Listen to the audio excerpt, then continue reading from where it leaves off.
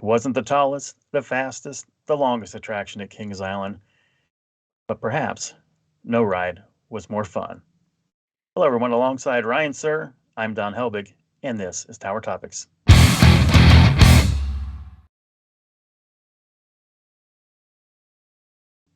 Tower Topics is a podcast for Kings Island fans by Kings Island fans. That's who we are. That's who we care about. Ryan, the Flying Eagles, Mm. originally opened as Flying Scooter 1940 at Cincinnati's Coney Island. You fast forward to 1972, it's among the attractions that were transported from Coney Island to Kings Island for its opening, located where the Dodgem pretty much is today. So much fun. Yeah. You enjoyed this ride, didn't you? Oh my gosh, my one of my favorite rides in park history. Yeah, it's very fascinating. The ride started with a different look and name, but evolved into the flying scooters that we remember. 10 two-person tubs suspended from cables, each with a large rudder for riders to maneuver through the airwaves. Yeah, the evolution continued in 1976, marking America's bicentennial when the flying scooters became the Flying Eagles, a patriotic paint job featuring bald eagles adorning the tubs, adding a touch of national pride. They look beautiful, didn't they? Oh my gosh, yeah, and the journey didn't end there. In 1986, the Flying Eagles relocated within Coney Island, now known as Coney Mall, where the three-point challenge stands today. The patriotic theme persisted, though. It did. I like the new location where it was. You had some trees and that there, so it kind of added a little bit to the element. Made it look like you know, when you were going and going around in circles, and if you were trying to do the snaps and things, you know, you would come close to the trees. So it really added to it. But unfortunately, every ride has its final flight. And in 2004, with the announcement of Italian Jobs Stunt Track, which is now Backlot Stunt Coaster, Flying Eagles faced closure at Kings Island. Now, the initial plan was a potential relocation within Kings Island, but the park decided not to do that. What were your thoughts on that? I'm still mad about it. The ride has deep ties to Cincinnati and was loved by the people of the park, and I think it was a reckless disregard for the guests when they made the decision that they made. You know, I agree with you there, Ryan. Now, before Kings Island, you know, being at Coney Island, I had a chance to experience it there. So it's one of the first amusement rides that I can remember experiencing. Just so much fun, and there, you know, there was some skill involved. If you wanted to snap it in that, you would have, you know, groups of friends and enthusiasts in that would want to do this every time they visited the park. There were some competitions. Guests would gather to watch, you know, the snapping, and it was a spectacle. You know, it's not just a spectacle. We used to have what we called Flyer Fest, where everybody, like so many friends that I have to this day, 20 years later, I met in line for the Flying Eagles. You know, we're talking about Todd, James, Toad, Karen, yeah, all these people that I still know to this day.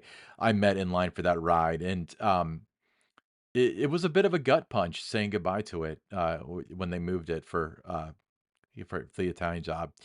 But when they moved it, it wasn't the end of the road for the ride. They moved it to Paramount's Carowinds, now known simply as Carowinds, and it had a couple different names there: Phantom Flyers, Woodstock Gliders, Mountain Gliders, and it continues to captivate audiences. It does. I've had a chance to ride it at Carowinds, you know, under a couple of those different names. The first time I went back to ride it, I spent most of my day doing that. The ride operator, it was when it first moved down there, so I was able to really snap the cables, you know, having learned how to do that at Kings Island. The ride operators, you know, they were impressed. They'd not seen anything like that before. Guest in line, you know, we're looking at that. I remember getting off the train one time and or not the train, but the tub, and you know, they were clapping in the queue line for what I had done, and I just turned around and I told them, I said, "Don't try this at home. I'm a professional." And just kind of like walked off, but just so much fun, so many memories there. You know, you talk about the things that you had, um, you know, with your friends and that, and who you met there in line for that, and it's just it's part of the you know the great things about the amusement theme park industry is just those memories that you make with those family and friends, and I don't know of any ride that created more memories than this in that fashion. No, I mean, let's be honest here, it's a low capacity ride. You spend a lot of time in line. But the thing though is you always bunch up with your friends and stuff so you can all ride together and scare the heck well, the operators knew what was going on. Like, those of you who, remember Brandon from Theme Park Predictions, he was an operator in 2000, 3 and 4, I think. And he was all about snapping and stuff, so he knew what was going on, but just people on the midway when this noise is clank and crash and, Oh you yeah, know yeah. so I imagine it probably a lot of people were terrified that, these teenage or these 20-something-year-old idiots are destroying this ride. But no two rides were ever the same. I mean, every time you experience the Flying Eagles, it was a different experience. Both for yourself and then with the other riders on there with you. In the other tub. So it was always a different experience. Yeah. Um, they have new ones now. They're not the same. That's right. That's right. A nod to the past came in 2015 when Woodstock Gliders, a spiritual successor to Flying Eagles, we'll call it, opened in Planet Snoopy. These manufactured by Larson International. Carries on the tradition, but with 8 vehicles. Doesn't have the ability to. You can still snap them, but not like you could. The Flying Eagles still fun. You still make memories, but not the same. Do you remember it was either the first or second coaster stock when the, Woodstock Gliders was there, and it was part of the night ERT. And it was me and a bunch of you people, the Kings Island people. It was you and Sarah and a bunch of people. And I ran a symposium on you guys, and people were clapping. I just remember I had to snap her because nobody knew how to snap them yet because they were. No, I just got really No, they did. lucky at that night, and I snapped that harder than I ever snapped the old ones. Um, I'm lucky to come out of that alive, but that was just what a night, and it was in front of a bunch of people that would care about that sort of thing too. It was perfect, you know. Well, yeah. I mean, it was built for the enthusiast crowd, and I think if you ask coaster enthusiasts what's your favorite ride outside of roller coasters, a high percentage of them would say the flying scooters ride. Oh yeah, especially when you can snap them. Now, we haven't had the opportunity yet, and I feel like we will in the future. But I'd love to hear the new ones are made by Larson International, which is now merged with RMC for some reason. But I'd love to get somebody from Larson on, and I meant to do this at IAPA, and I never really found one of them that was bored. But I want to ask them what their thoughts were on the snapping, where it's like, oh yeah, I can totally handle it, or because it seems like, oh, it's bad for the ride is a big excuse that a lot of parks use when they ban snapping.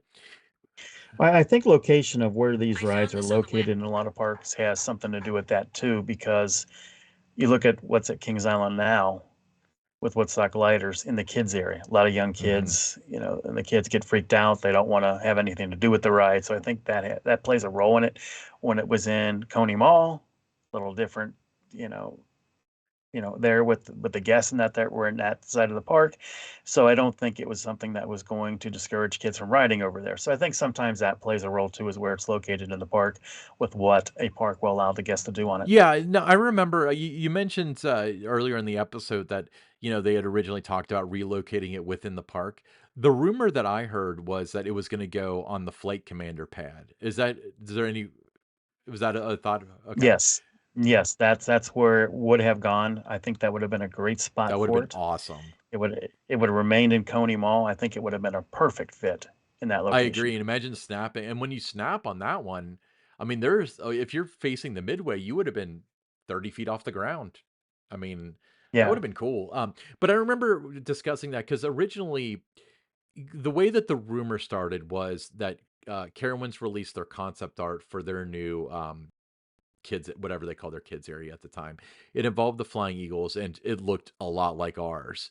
And then there was will they, won't they, that kind of stuff. Well, the other rumor was that they were going there, and we were all excited about that because any issue that we would have with complaints about snapping and how it's scaring their kids or whatever, a lot of that would have been dissipated if the ride was moved further away, like definitely into Coney Mall and further away from the kids area, the Nickelodeon area at the time.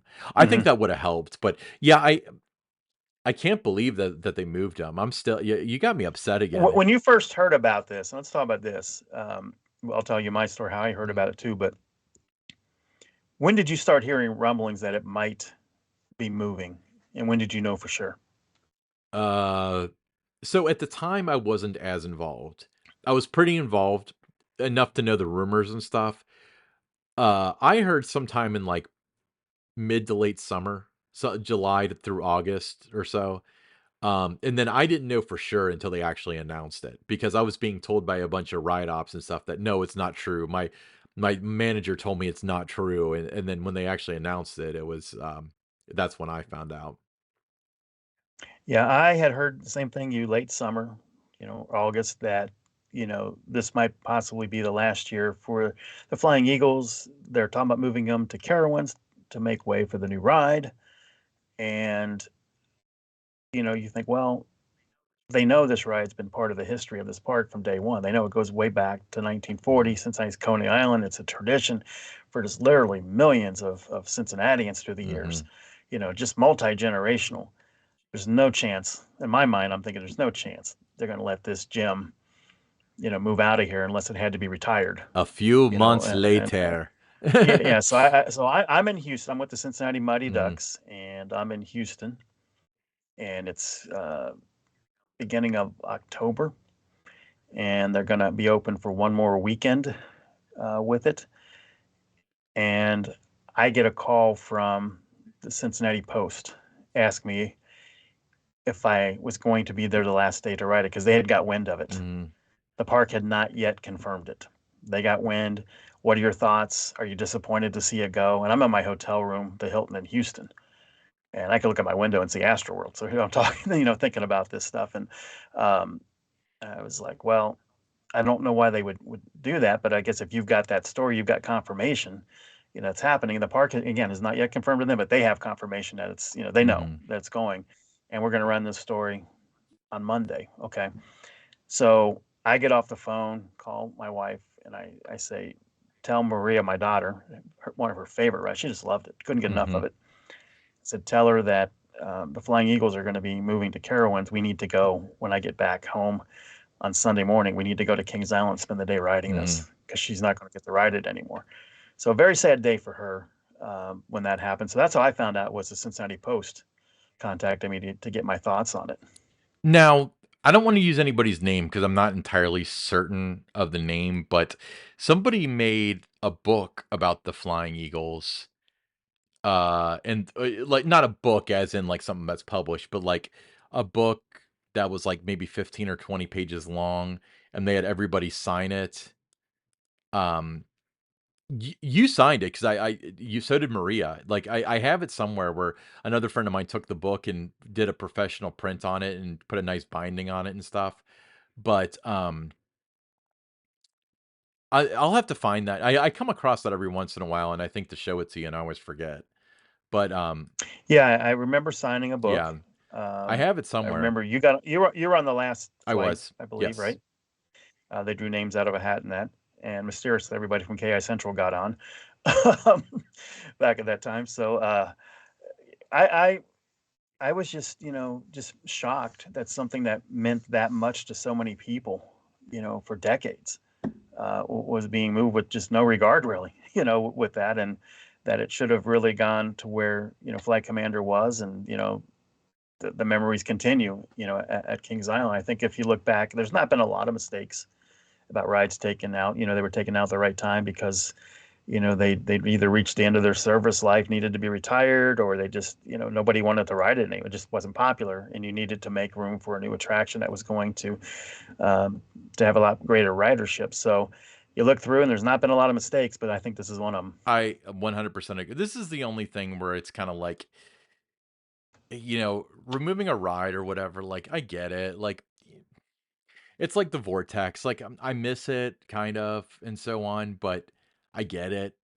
But with this, it's kinda like the ride was perfectly fine. There was a spot for it. They were making new ones at the time that would have been it would have been a couple $100,000 for a new one, which would have been nothing to Viacom.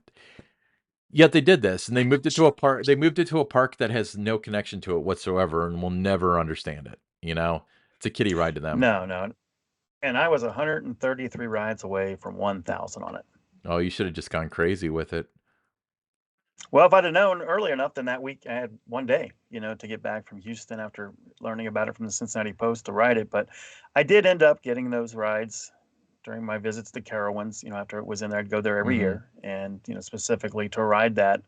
And I would ride it, 20, 25, 30 times a day. And I ended up getting over 1,000 a few years ago when it was still known as Woodstock Gliders there before it, moved to another area of the park. But, um, just one of my favorite rides. So where did it rank on your list of your favorite rides in Kings Island's history that you've been on? Some of all parts, including the nostalgia and the friendships I made and stuff, it's probably number 1, honestly. It's that's not a tough decision to make. That wasn't a tough answer to give you, because I feel like if that ride were still around, then we would have had 20 more years of just having a blast and meeting new people and that sort of stuff, and it's almost like the town square got bombed in our little city, because that's everyone went and met there, and now it's gone. Now, everybody, they were told they needed to make way for the Italian job. So opening weekend 2005, the rides were moved. Guests go to the park Mhm. and they see a basketball game, the 3-point challenge now in that spot. And it didn't take long for everybody to look around and say, they didn't have to move this after all. It could have fit right here still. Yeah, and it's kinda like with Italian Job, it was one of those things where, with all due respect to Paramount, how much was that gonna look like the concept art? And how much did it look like the concept art? And how good did it look after the first week? And then it was kinda like, we should have just kept the Flying Eagles at this point. Yeah, there's people, to this day, and here we are, what, almost 20 years Mhm. later. That'll be 20 years in 2000 and 24 here coming up. That'll be a blog I'll have to do, 20th anniversary of the Flying Eagles departing. Yeah. But but to this day, they refuse to play the 3-point challenge because of what got knocked out to make room for that. Yeah, and the sad part is the three-point challenge. You talk about the first game to get shut down when staffing's low. So it's almost like half the time they replaced it with nothing. I mean, the three-point challenge thing, I get it. I mean, that when it first I mean, nowadays every park has it and stuff, and I think it's lost a lot of its allure and stuff, but it used to print money. There used to be crowds of people watching that stuff. Um, Not so much anymore, again, because, your local mall has it if you have a local mall anymore. But, yeah, it's, you got me riled up, Don. I missed that ride. So many fun times. I do too. So, any final thoughts, Ryan? Yeah, I mean, like, if they brought it back, that'd be nice. Like, how do you think you'd handle that? I'd love Hey, it if it came I back. would too. I think that it would be, a really you talk about, like, because Carowinds, to their credit, removed it once, put it in storage, and then brought it back, which is Well, it was intended to go in, and they had to wait until that new area was going to open up. So the intention wasn't to keep it, closed forever. It was just temporary, but it's going here, and it was just part of we need to start preparing for that move. So it was never going no, I away. understand that, but it's still kinda it's weird because you never hear a lot of stories of, "Oh, we're removing this ride, but we're bringing it back." You just don't hear that any ever, you know? Right. But yeah, so, now I'm bummed. I'm gonna have trouble recording the rest of the episodes. Thanks, Don. Alright, cool. Hey, I'm Ryan Sir. That's what I do. Hey, that's what you do. I'm Ryan Sir, along with Don Helbig, and this is Tower Topics.